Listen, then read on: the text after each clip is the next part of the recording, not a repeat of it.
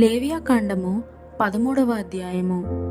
మరియు యెహోవా మోషే అహరోనులకు ఇలాగు సెలవిచ్చెను, ఒకని దేహచర్మమందు వాపు గాని పక్కు గాని నిగనిగలాడు మచ్చ గాని యుండి వాని దేహచర్మమందు కుష్టుపొడు వంటిది కనబడిన ఎడల యాజకుడైన అహరోను నొద్దకైనను యాజకులైన అతని కుమారులలో ఒకని యొద్దకైనను వాని తీసుకొని రావలెను.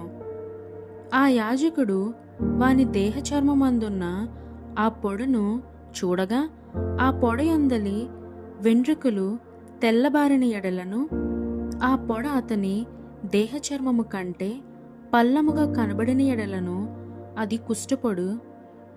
యాజకుడు వాని చూచి అపవిత్రుడని నిర్ణయింపవలెను. నిగనిగలాడు మచ్చ చర్మముల కంటే పల్లము కాక వాని దేహచర్మమందు తెల్లగా కనబడిన ఎడలను దాని వెంట్రుకలు తెల్లబారుకున్న ఎడలను ఆ యాజకుడు 7 దినములు ఆ పొడగల వానిని కడగా ఉంచవలెను. 7వ నాడు యాజకుడు వానిని చూడవలెను. ఆ పొడ చర్మమందు వ్యాపింపక అట్లే ఉండిన ఎడల యాజకుడు మరి 7 దినములు వాణ్ణి కడగా ఉంచవలెను. 7వ నాడు యాజకుడు రెండవసారి వాని చూడవలెను. అప్పుడు ఆ పొడ చర్మమందు వ్యాపింపక అదే తీరును ఉండిన ఎడల యాజకుడు వానిని పవిత్రుడని నిర్ణయింపవలెను. అది పక్కే వాడు తన బట్టలు ఉదుకుకొని పవిత్రుడగును.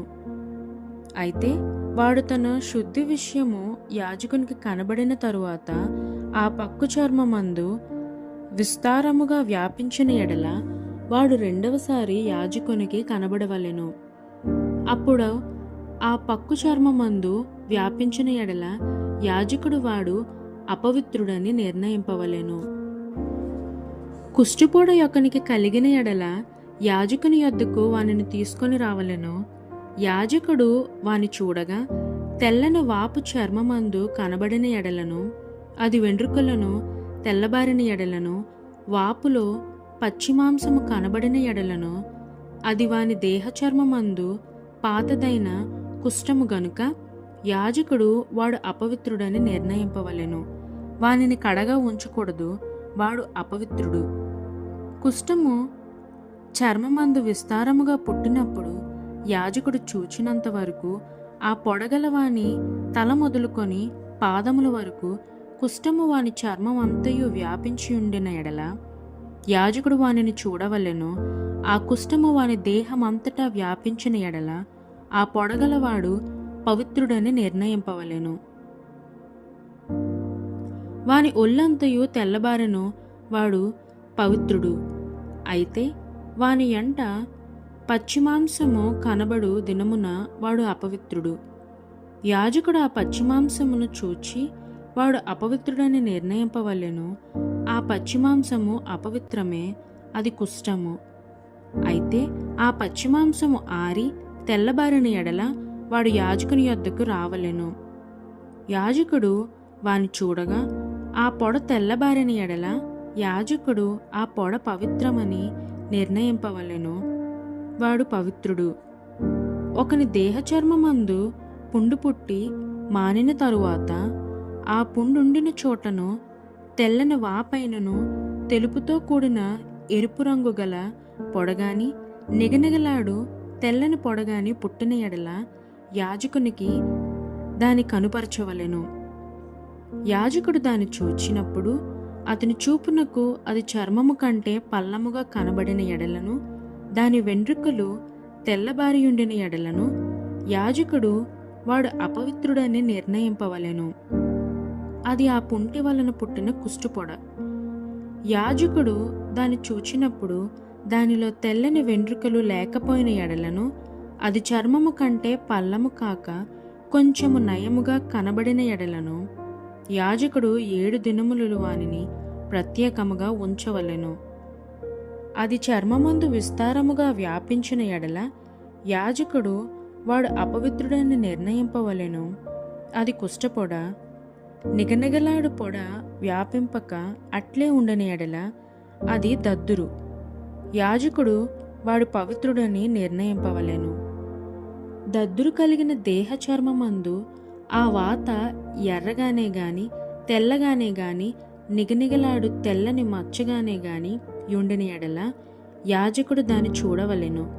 నిగనిగలాడు ఆ మచ్చలోని వెంట్రుకలు తెల్లబారిన ఎడలను, అది చర్మము కంటే పల్లముగా కనబడిన ఎడలను, అది ఆ వాతవ వలన పుట్టిన కుష్ఠపొడ, యాజకుడు వాడు అపవిత్రుడని నిర్ణయింపవలెను. అది కుష్ఠము. యాజకుడు దాన్ని చూచినప్పుడు అది నిగనిగలాడు మచ్చలో తెల్లని వెంట్రుకల లేకయే గాని చర్మము కంటే పల్లముగా నుండకయే గాని కొంత నయముగా కనబడిన ఎడల యాజకుడు 7 దినములు వానిని కడగా ఉంచవలెను. 7వ నాడు యాజకుడు వాని చూచినప్పుడు అది చర్మమందు విస్తారముగా వ్యాపించిన ఎడల వాడు అపవిత్రుడని నిర్ణయింపవలెను. అది కుష్ఠమే. అయితే నిగనిగలాడు మచ్చ చర్మమందు వ్యాపింపక ఆ చోటనే ఉండి కొంచెము నయముగా కనబడిన ఎడల అది వాతపు వాపే. వాడు పవిత్రుడని యాజకుడు నిర్ణయింపవలెను. అది వాతపు మంటయే. పురుషునికైనను స్త్రీకైనను తలయందేమి గడ్డమందేమి పొడపుట్టిన ఎడల యాజకుడు ఆ పొడను చూడగా అది చర్మము కంటే పల్లముగాను సన్నమైన పసుపు పచ్చ వెంట్రుకలు గలదిగాను కనబడిన ఎడల వాడు అపవిత్రుడని యాజకుడు నిర్ణయింపవలెను. అది బొబ్బ తల మీదనేమి గెడ్డము మీదనేమి పుట్టిన కుష్ఠము. యాజకుడు ఆ బొబ్బైన పొడను చూచినప్పుడు అది చర్మము కంటే పల్లము కాని ఎడలను, దానిలో నల్ల వెంట్రుకలు లేని ఎడలను యాజకుడు ఆ బొబ్బైన పొడగలవానిని 7 దినములు ప్రత్యేకముగా ఉంచవలెను. 7వ నాడు యాజకుడు ఆ పొడను చూడవలెను.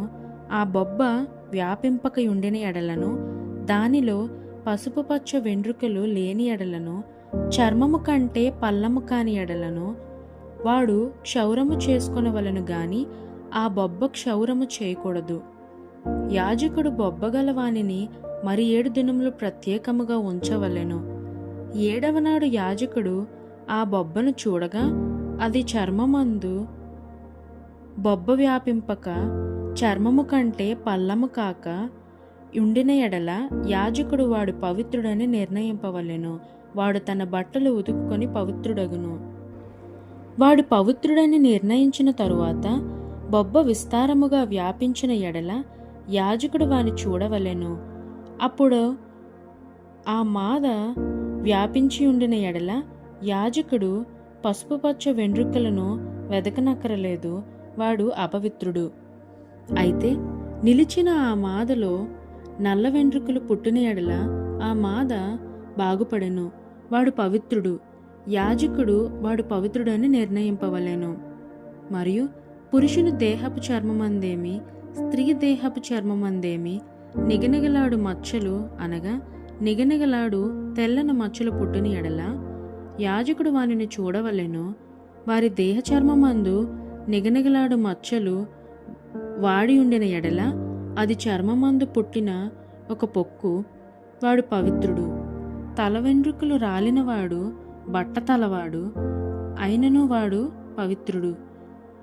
ముఖము వైపున తల వెంట్రుకలు రాలినవాడు బట్ట నొసటివాడు వాడు పవిత్రుడు.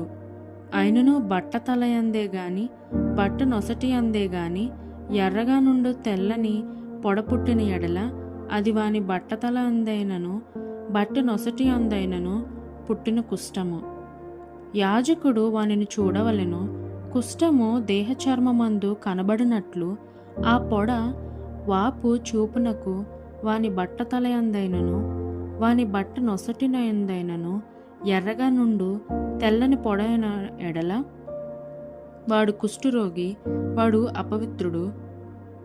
యాజకుడు వాడు బొత్తిగా అపవిత్రుడని నిర్ణయింపవలెను. వాని కుష్ఠము వాని తలలోనున్నది. ఆ పొడగల కుష్ఠరోగి వస్త్రములను చింపివేయవలెను. వాడు తల విరియబోసుకొనవలెను. వాడు తన పై పెదవిని కప్పుకొని అపవిత్రుడను అపవిత్రుడను అని బిగ్గరగా పలుకోవలెను. ఆ పొడవానికి కలిగిన దినములన్నీ వాడు అపవిత్రుడై ఉండును. వాడు అపవిత్రుడు గనుక ప్రత్యేకముగానే నివసింపవలెను. వాని నివాసము పాలెమునకు వెలుపల ఉండవలెను.